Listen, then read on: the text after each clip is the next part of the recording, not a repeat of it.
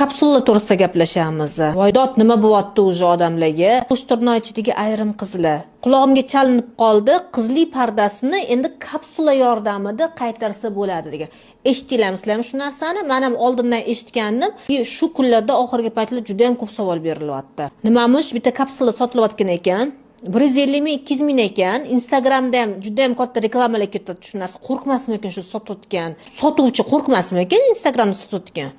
150 ming, 200 mingga qizli pardasini o'rnini bosadigan kapsulada chiqib ketganmish. Kapsula ekan, o'sha chimildiqqa kirganda qindevoriga qo'yilar ekan. Yana hozir Saidapam podskaska beryapti deb o'ylamanglar. Prostachi, hurmatli erkaklar, bolalar sal pishuv bo'linglar.